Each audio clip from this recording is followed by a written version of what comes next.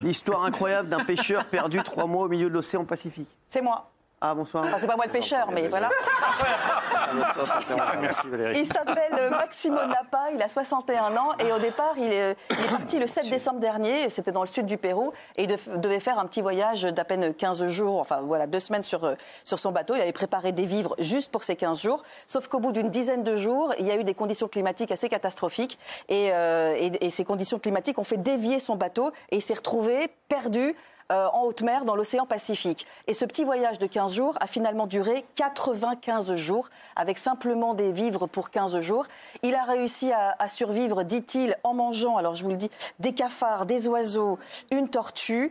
Il a été repéré au bout de 3 mois en mer par un navire qui passait par là, par un cargo, un navire équatorien. Un petit navire. Un petit navire, enfin un gros navire là en l'occurrence, ça lui a sauvé la vie. Il dit que voilà, il a pensé à sa mère et à sa petite fille parce que sa femme venait d'accoucher d'un bébé 2 mois auparavant. Et c'est ça qui m'a raccroché à la vie. Ouais. Il est aujourd'hui sain et sauf et il a pu à nouveau embrasser sa petite fille. Il a mangé des cafards et des oiseaux, il est pêcheur. Non, mais il n'a pas réussi. Sinon, et faire très attention à la tortue parce que la queue est toxique. C'est pas si facile que ça, figure. De pêcher ? Oui, de pêcher. Excusez-moi, là, il y a l'autre qui s'est réveillé, là. Les animaux de la hutte. Faire très attention à la tortue, la queue est toxique. Bah, la vôtre aussi. Hein.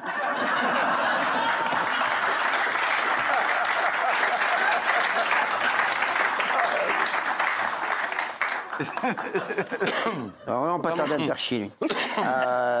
Michel. Oui.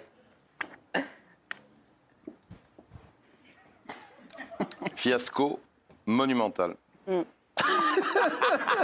Monumental. Ouais. On se souvient tous de l'affaire Leslie et Kevin. Ils avaient 21 ans et 22 ans. Ils avaient été assassinés dans la nuit du 26 novembre 2022. J'en avais longuement parlé ici sur ce plateau.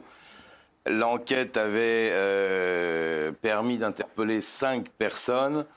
3 étaient très impliqués, ils sont tous présumés innocents, mais ils n'ont pas encore été jugés. Donc, 3 parmi les 5, 3 semblaient être très impliqués dans ce double assassinat qui était aux limites de la torture et de la barbarie. Ils les ont enterrés, ils les ont déterrés, ils ont été les réenterrés plus loin, etc. Et il s'est passé quelque chose d'absolument incroyable. Nathan, qui était donc un des mis en examen pour assassinat, a été libéré aujourd'hui. Tout ça parce que quand en France, le droit français est comme ça, quand on est détenu en préventif, tous les ans, il faut repasser devant le juge de la liberté de la détention qui prolonge la détention provisoire. Et il faut prévenir l'avocat. Or là, en l'occurrence, le greffe du JLD avait prévenu l'avocat, sauf qu'il s'était trompé d'adresse mail. Donc il avait envoyé un mail à je ne sais où, pensant donc joindre l'avocat de Nathan. Et du coup, l'avocat ne s'est pas présenté à cette audience. Le JLD est passé outre l'absence de l'avocat, puisqu'il a été, à son avis, il pense à ce moment-là qu'il a été régulièrement avisé. Et donc, il prolonge la détention. L'avocat, qui est une femme qui s'appelle Oran Queno, découvre qu'il y a une prolongation de détention de son client, qu'elle n'a pas été avisée. Et bien évidemment, elle monte au feu, elle réclame devant la cour d'appel, devant la chambre de l'instruction de la cour d'appel de Poitiers, elle demande une audience pour demander la remise en liberté, l'annulation de la décision qui a été prise de poursuivre donc cette détention. Et c'est de droit, elle a obtenu cette décision et donc son client Nathan, qui, je vous le rappelle, encourt la réclusion criminelle à perpétuité, a été remis en liberté. Alléluia. C'est dingue. Et alors, il y a un double risque en fait dans cette histoire. Le premier risque, c'est qu'évidemment, il ne se présente pas à son procès qui est prévu début 2025. Et l'autre risque, parce qu'il habite à 10 km du domicile des parents de ses victimes, ils ne sont pas, ils s'étaient distingués à l'époque par, ils avaient mis la tête des auteurs, ils avaient mis une tête, enfin les têtes, comme on dit, une prime. La tête à prime. Non, chasseur, pas une tête à prime.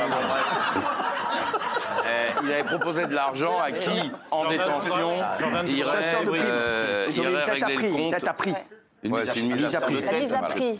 Donc voilà, il y a un double risque, le risque qu'il ne se présente pas à l'audience et le risque qu'il se fasse tuer par des proches des victimes. Ah putain. Voilà. Ah, quand même. Allez, Valérie Benaïm. Oui. Oui. J'ai dû être lourd. Révélation sur les auditions des stars du cinéma français à l'Assemblée, c'est quoi ça? Oui, parce qu'en ce moment, il y a une commission d'enquête parlementaire sur les violences commises dans le monde du cinéma. Il y a 4 acteurs qui ont été entendus. C'est Jean Dujardin, Gilles Lelouch, Pio Marmaille et Jean-Paul Rouve. Et donc, ils ont été interrogés pendant quasiment 2 heures sur leur expérience, sur les violences sexuelles et sexistes dans le cinéma. Donc, on a eu le compte-rendu aujourd'hui de ces échanges, de ces 2 heures d'échange. Alors, on a appris d'abord qu'ils assurent n'avoir jamais été témoins directs de violences sexuelles sur les tournages, mais qu'ils en ont entendu parler. Par exemple, Jean-Paul Rouve, il raconte qu'une maquilleuse se cachait pour éviter un producteur. Il dit que voilà, dès que les techniciens la prévenaient, et elle allait se planquer dans le camion des costumes.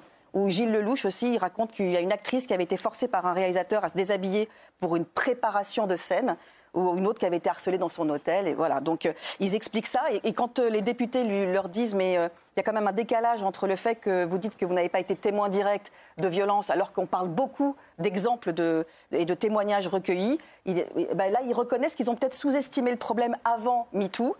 Par exemple, Jean-Paul Rouve dit « Je ne pouvais pas imaginer ce que les femmes subissaient ». Ou encore Jean Dujardin dit « On ne voit pas forcément tout et on n'a peut-être pas envie de tout voir ». Ils reconnaissent aussi, pour certains, avoir été maladroits. Gilles Lelouch, par exemple, dit « Si je dois faire une radioscopie de mes comportements, c'est sûr que j'ai dû être lourd, c'est évident ».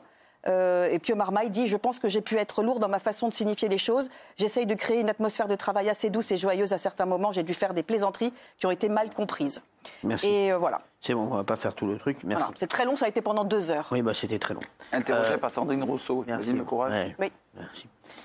Francis Lalanne, condamné pour vol et dégradation. C'est quoi cette histoire?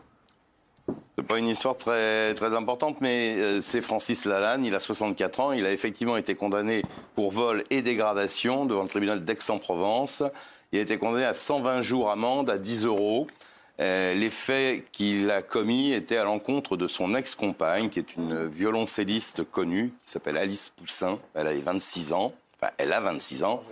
Et les faits se seraient déroulés donc le 29 janvier 2023 et des dégradations en février de la même année. Alors c'est parce que c'est Francis Lalanne, mais il a volé le portable de sa compagne avec laquelle il était en train de se séparer pour fouiller, probablement par jalousie, pour essayer de retrouver dans le portable des traces, des preuves de quelque chose. Et il a également endommagé la porte de son immeuble, enfin de son domicile. Alors elle avait peut-être un peu surjoué les choses en demandant une ordonnance de protection finalement rejetée par le juge des affaires familiales. Non, on ne sait pas, mais on peut pas le savoir. En tout cas, le juge des affaires familiales a rejeté la demande. Ah d'accord. Et je précise également qu'il est convoqué pour abandon de famille. Il va être convoqué en octobre 2025 pour abandon de famille et non-versement de sa pension alimentaire, parce qu'il a une petite fille avec cette femme. Alors, séparation en 2023, plainte pour violence conjugale, harcèlement, violation de domicile, harcèlement moral, tout ça a été classé sans suite. Donc voilà, c'est pour ça que je me permettais tout à l'heure de dire peut-être qu'elle a un peu surjoué cette histoire. Et donc voilà, il a été condamné à 120 jours, amende à 10 €. Très bien. Merci beaucoup d'avoir été avec nous. On se retrouve demain.